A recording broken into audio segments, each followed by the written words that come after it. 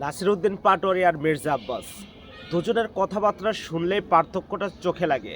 একজন আগুন ঝরানো ভাষায় আক্রমণ করে আর একজন ঠান্ডা মাথায় জবাব দেন। রাজনীতিতে কে ভালো কে খারাপ সেই বিচার করার ভার আমার নাই, কিন্তু কথা বলার ভঙ্গি দিয়েও একজন নেতার মানসিকতা বোঝা যায়। সেই জায়গা থেকে বললে আমি মির্জা আব্বাসের ধাঁচের রাজনীতিকেই বেশি পরিণত মনে করি। কারণ একটা সহজ কথা আছে, আপনি যদি রাজনীতিকে কেবল আক্রমণের ময়দান বানান তাহলে প্রতিপক্ষ ঢাল তুলে দাঁড়াবে। তখন আর জনসেবা হয় না, তখন শক্তির লড়াই। বড় দল হলে ডিফেন্সও শক্ত হবে, কথার পাল্টা কথা আসবেই, এতে উত্তাপ বাড়ে, সমাধান আসে না।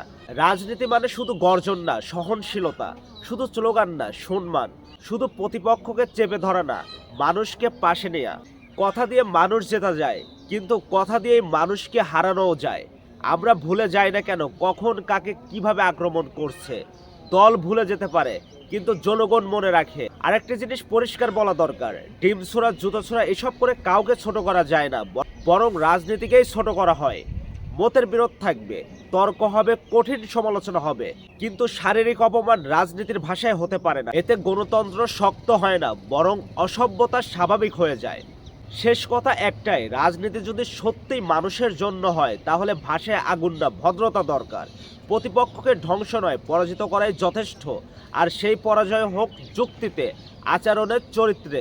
কথাগুলো ঠিক মনে হলে লাইক, কমেন্ট, শেয়ার করে জানিয়ে দিন। ধন্যবাদ সবাইকে।